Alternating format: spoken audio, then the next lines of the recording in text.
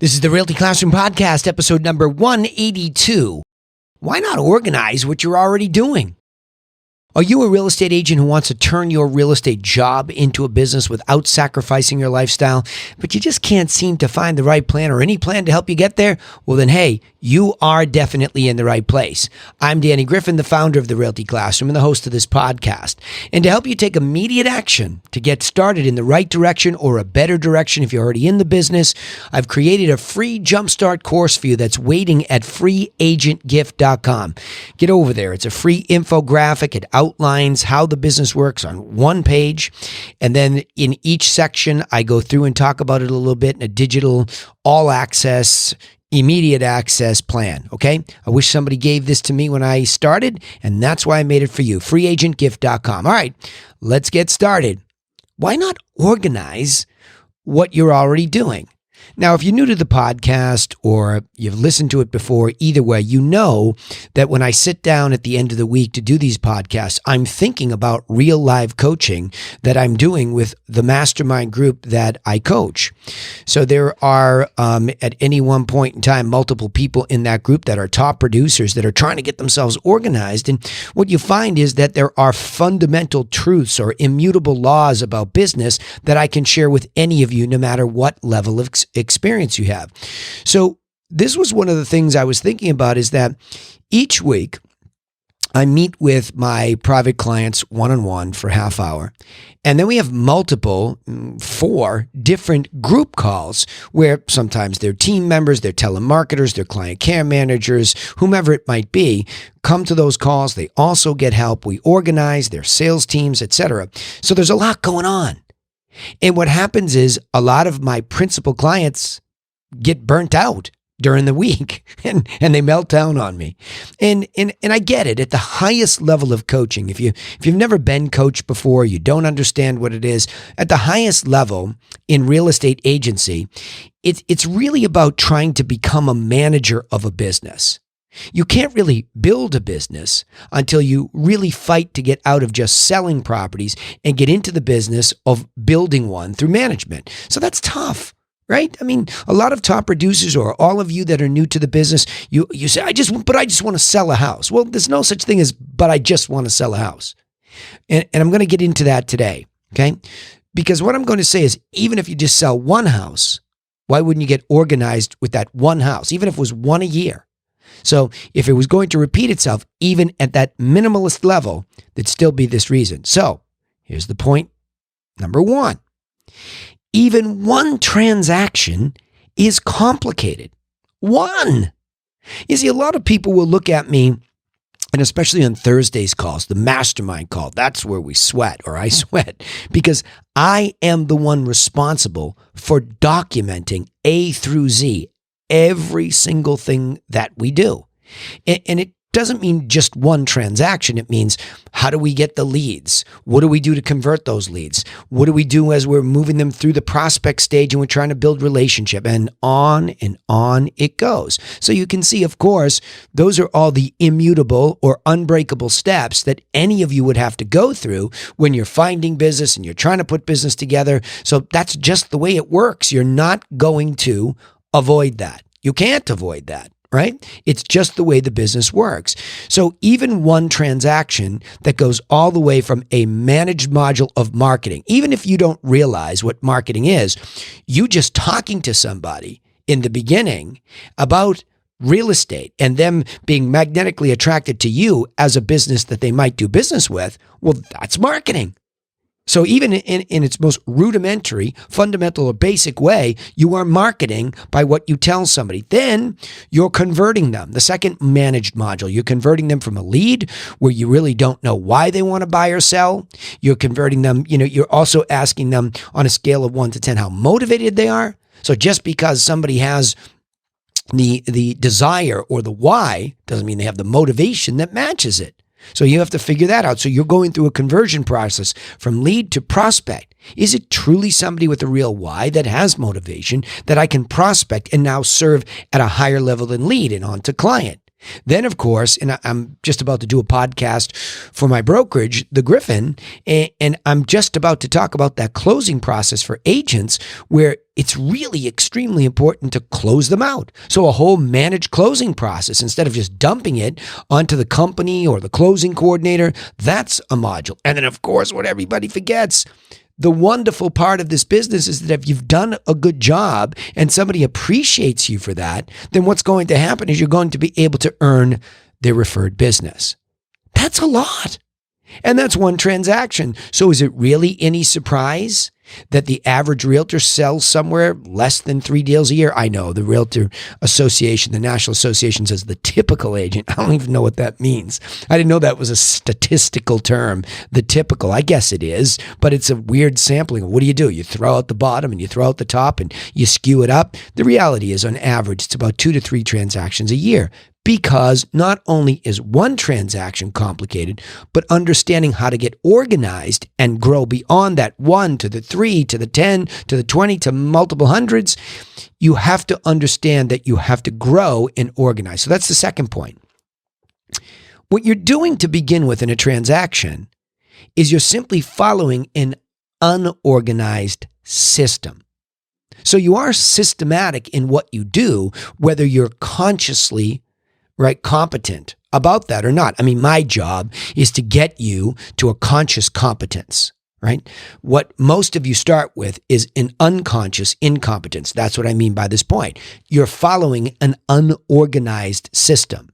And you can lead to a certain level of incompetence in the way that you serve somebody because it's haphazard, it's bumpy. Maybe the broker owner, maybe your mentor, whomever it is, or maybe you're online and you're listening to this and maybe you start to get some of it organized, but it's essentially unorganized. But if you made it A to Z, meaning you had a closing, well, you had some systematic approach that got you there. So bravo, that's good. So how do you get organized in all of that? How do you not shut down? Well, that comes back to my mastermind coaching dilemma when I'm dealing with all these top producers who have so many things going on. Not only their own book of business, but also how to hire telemarketers and how to do the marketing correctly and combine those two things and bring it into lead conversion over the long term, because good business is built over the long term, right? Starts to sound like a lot. So what I learned to do so that I could stop getting exasperated is I use mind maps. So I started to document, but I'm also, as I do this podcast, if you're watching the video version, you'll see I always have yellow legal pads right next to me, literally right next to me doing this podcast. There it is, because I'll get it out of my head. So that organization comes from knowing competently and consciously that there's a mess up in my head. So I better get it down onto a piece of paper. So I go from being completely unorganized and up in my head to the beginnings of documentation.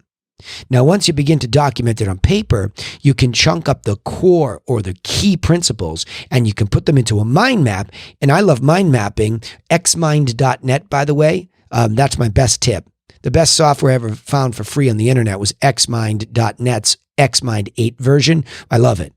Absolutely addicted to using that thing because I go from the mess to the paper to the organized plan. And then lately, I've begun to really organize that into PDFs, which will turn into an A through Z booklet, just like a McDonald's franchise. That's that kind of Michael Gerber-esque idea that you have to really make this like a repeatable process, like a franchise, like a McDonald's, right? And so you start organizing by documenting all this stuff. Now, lastly here, this is more to you, and I would implore you, whether you're brand new to the business or whether you've been in it a long time, the idea is to stop shutting down on managing your business better. Stop doing that. You see, the problem is, I'm defining the problem, that it is very difficult for any of us, new to the business, old in the business, it's very difficult to get and stay organized because there really has never been some major effort to universally put things in the right order in some sort of immutable, unbreakable law, because everybody explains it away. Well, we don't do it like that over here. Okay. A through Z, there are certain things that are happening no matter where we are in this country, other countries, wherever. There are steps that just happen the same way all the time. Of course, there are variables. Of course. Of course, but those variables don't really mess with the skeleton. Look at how differently we all are from the bone structure out. Well, any business is going to look like that. But that's just becoming an excuse for you to shut down and say, oh, my business doesn't work like that. Oh, I could never do that. My brain doesn't handle that. Or I don't do well with mind maps. Well, here's the problem with that.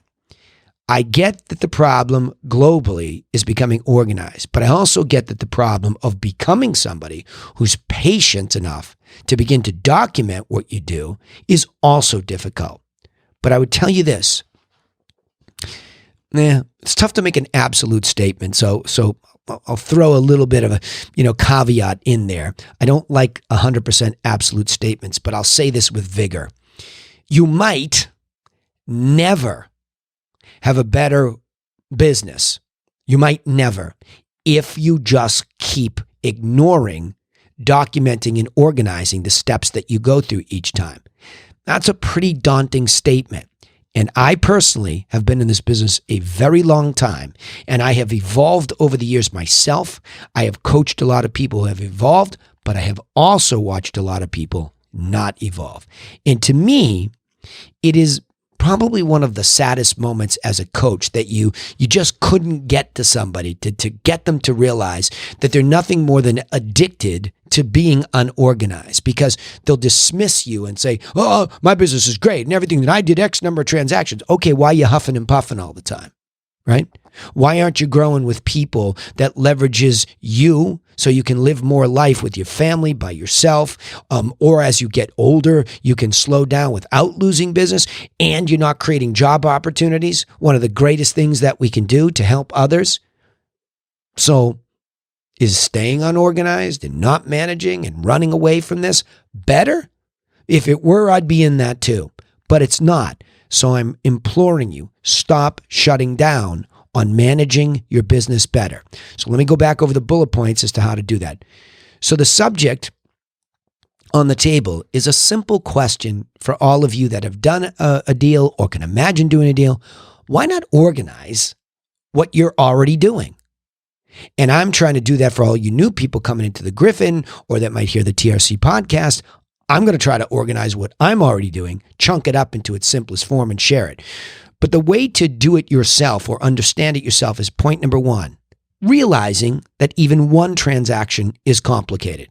That's the problem for all of us. Two, when you do one transaction, you're still following an unorganized system, but it is a system. Otherwise, you can't get from A to Z. Three, you should start organizing by documenting. Documenting what? All the steps A through Z that you're recognizing you're going through. And four, globally, stop shutting down on being responsible for managing your business better, because it is far better in the long run to have a managed, organized business than it is to do it on muscle. Let me summarize it this way. Getting your real estate agent business organized and managed might seem like a majorly daunting task. However, you must realize that even one transaction is already a series of complicated steps. The important first step is to begin documenting what you do each time you do a transaction so that you'll see what you're doing. So if you put it up there and document it, you see it. It's not all up in your head.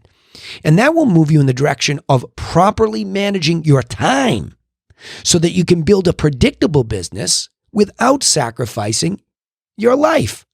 And remember this, do not quit on managing your process or your life will suffer in the long run. All right, remember, you can take immediate action to get started in the right direction or a better direction, like I say, if you're already in the business, because we made a free, simple business plan that's really just a strategic outline, and it's waiting for you at freeagentgift.com. Also, don't forget, you can subscribe to the podcast on iTunes, Spotify, or wherever you listen. We also post our coaching content on YouTube, so don't forget you can subscribe to the Realty Classroom channel and you'll see all this podcast information over there. We'd also appreciate it if you would share our content with other real estate agents just like you so that they get the help that they need. And remember this, I sign off the same way every time in all these podcasts. Nobody's coming for you. Absolutely nobody. No cavalry. Nobody's coming for you. So go get to work on your own business, and we will see you in the next episode to try to help you and inspire you to do just that. Thanks again for listening.